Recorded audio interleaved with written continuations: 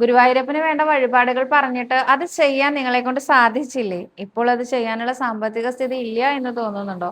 വഴിപാടുകൾ മാറ്റി വെക്കേണ്ടി വരുന്നുണ്ടോ? എങ്കിൽ അങ്ങനെയുള്ളവർക്കാണ് ഇന്നത്തെ വീഡിയോ.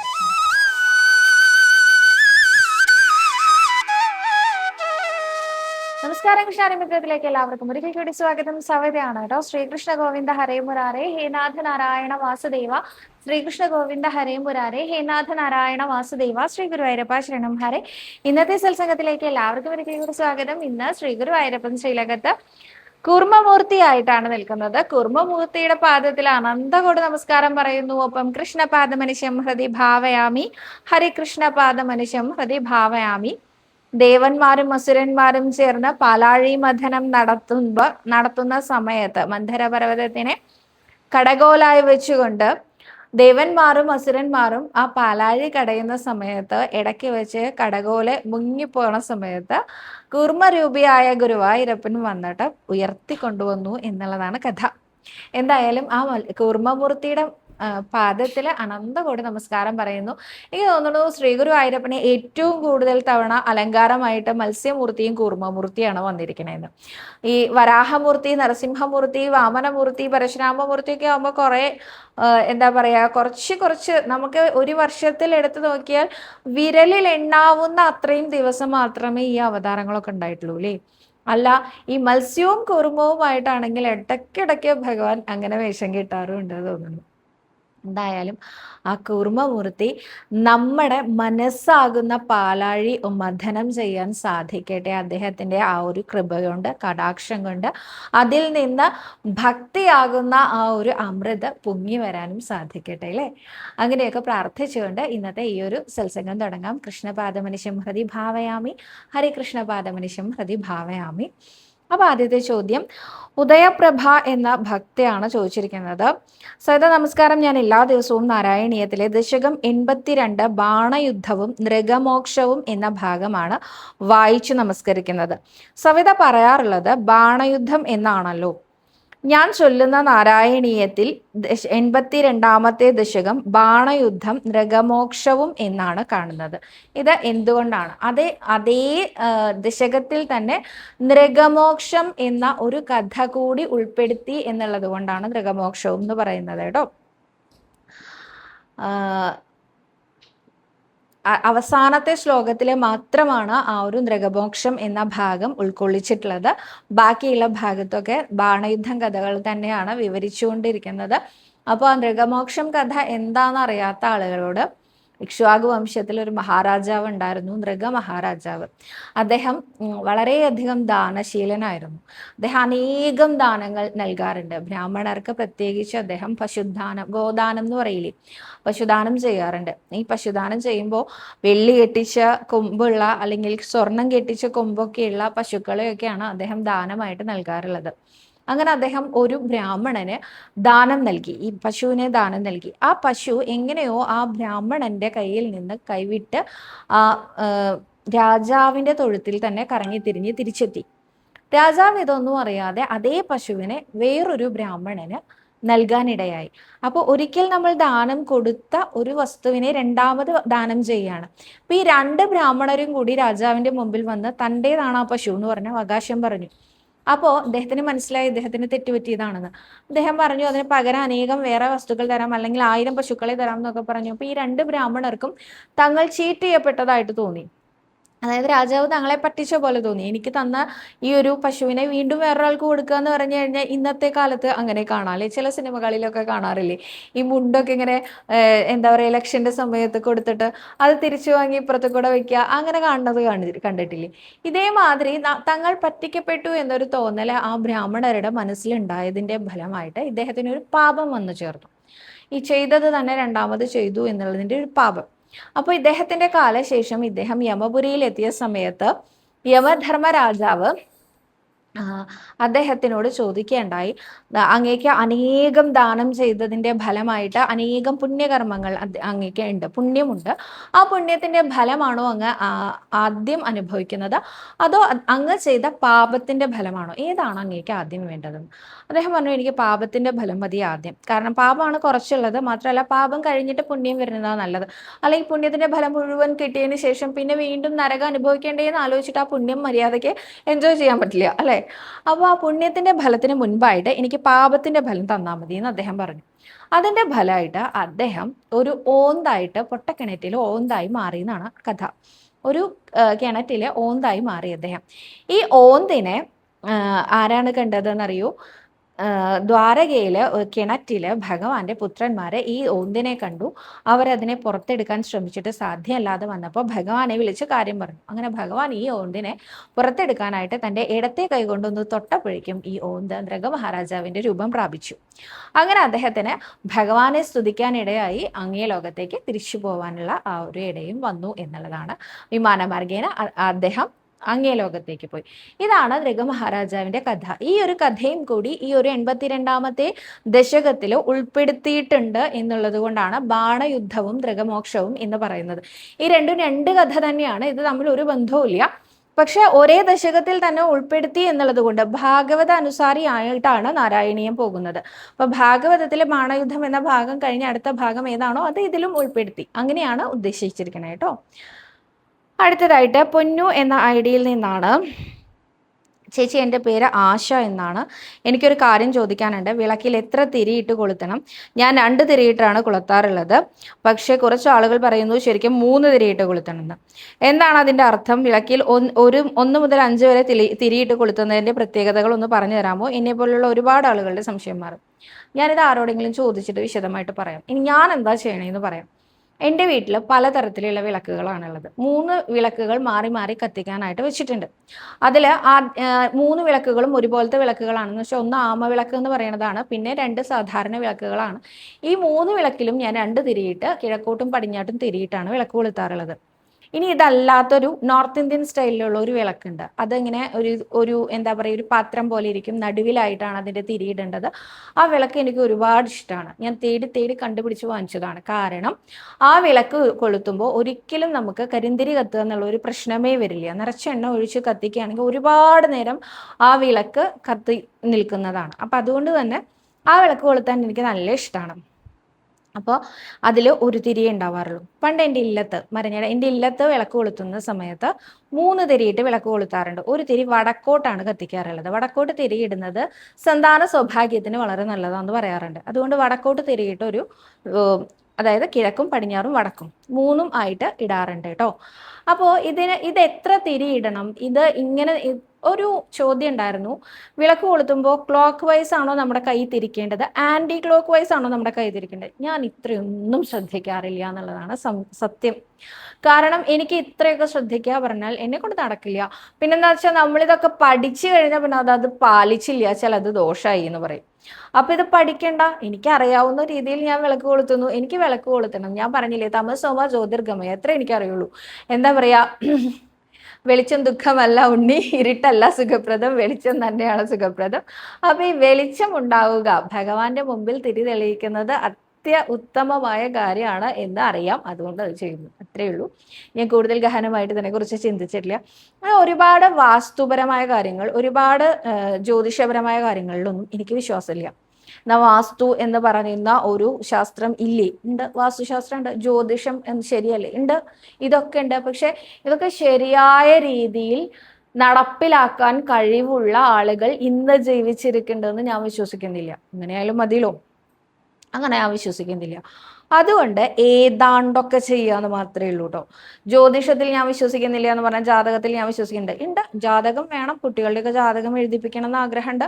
അവരൊക്കെ ജാതകം ചേരുന്ന ആൾക്ക് വിവാഹം ചെയ്തു കൊടുക്കണം എന്ന് ആഗ്രഹമുണ്ട്. അത്രയൊക്കെ തന്നെയുള്ളൂ. അല്ലാതെ അതിൽ ഗഹനമായിട്ട് എനിക്കൊന്നും അറിയണമെന്നില്ല.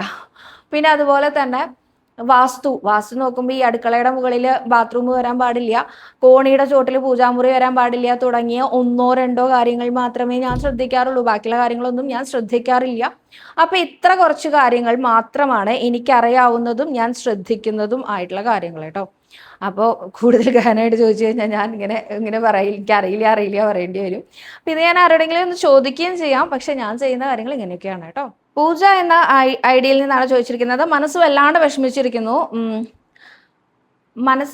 വിഷമിച്ചിരിക്കുന്ന ഒരു സമയത്ത് ഗുരുവായൂർ ക്ഷേത്രത്തിൽ ഒരു വഴിപാട് നടത്താമെന്ന് 5 കൊല്ലം മുൻപ് നേർന്നിരുന്നു.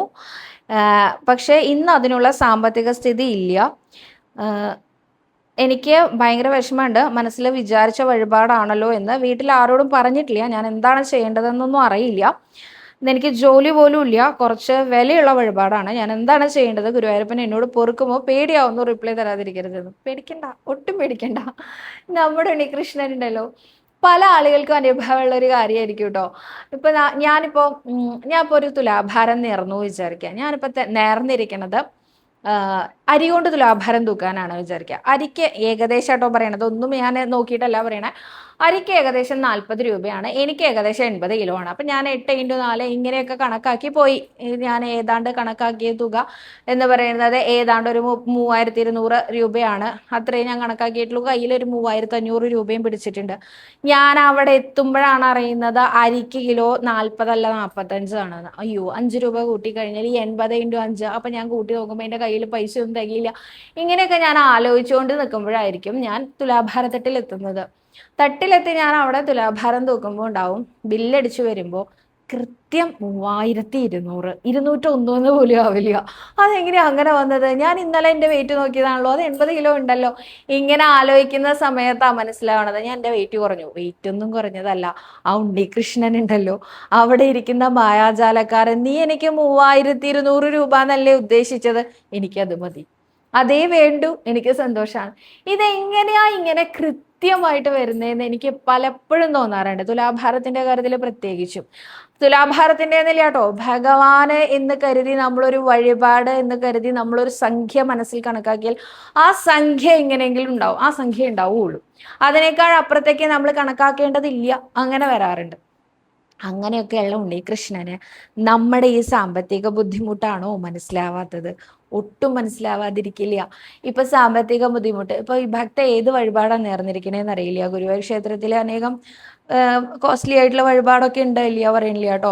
ചുറ്റുവിളക്കുകളുണ്ട്, നിറമാലകളുണ്ട്, പലകപ്പുറം തെളിയിക്കൽ എന്ന് പറഞ്ഞിട്ടുള്ള വഴിപാടുകളുണ്ട്. അതേപോലെ തന്നെ ഇപ്പൊ അഹസ് തന്നെ, ഇപ്പൊ അത് ജോലിയൊന്നും ഇല്ലാത്ത ഒരാൾക്ക് അഹസ് ചീട്ടാക്കണം എന്ന് പറഞ്ഞാൽ തന്നെ 3000 രൂപയാണ്. കൃഷ്ണയാട്ടങ്ങൾ ചീട്ടാക്കണം എന്ന് പറഞ്ഞാൽ തന്നെ 3000 ഒക്കെ നമ്മളെ സംബന്ധിച്ചിടത്തോളം, സാധാരണക്കാരെ സംബന്ധിച്ചിടത്തോളം വലിയ തുക തന്നെയാണ്. അപ്പോൾ ഇതൊക്കെ ഇപ്പൊ പെട്ടെന്ന് ചീട്ടാക്കാൻ തരാൻ വയ്യ.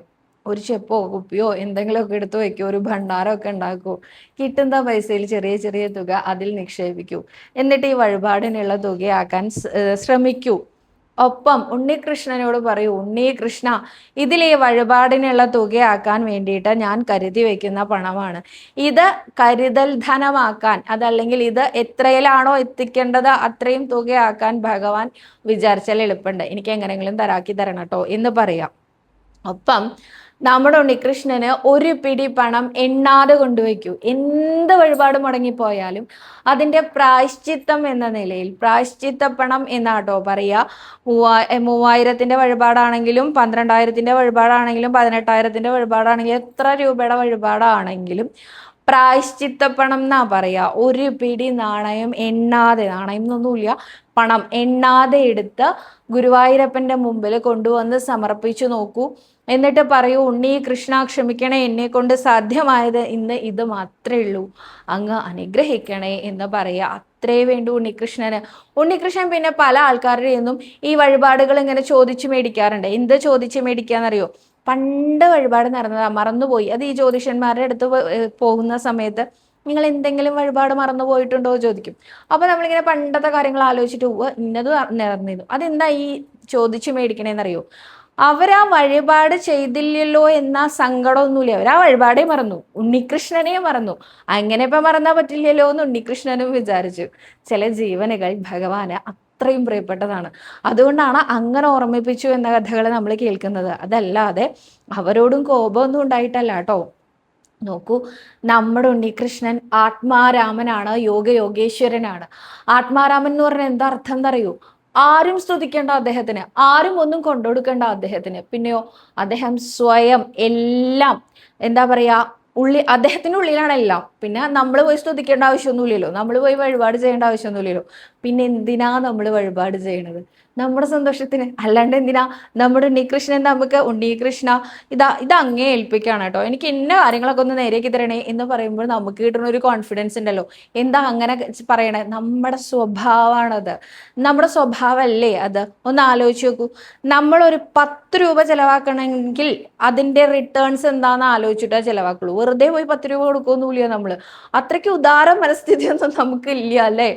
അപ്പൊ അതുകൊണ്ട് തന്നെ നമ്മള് എന്ത് കൊടുത്താൽ എന്ത് കിട്ടും, എന്ത് കൊടുത്താൽ എന്ത് കിട്ടും എന്ന് ആലോചിക്കുന്ന ആൾക്കാരാ. അപ്പൊ ഈ നമ്മുടെ മനസ്സിലേക്ക് ഇറങ്ങി വരിക നമ്മുടെ ഉണ്ണികൃഷ്ണൻ.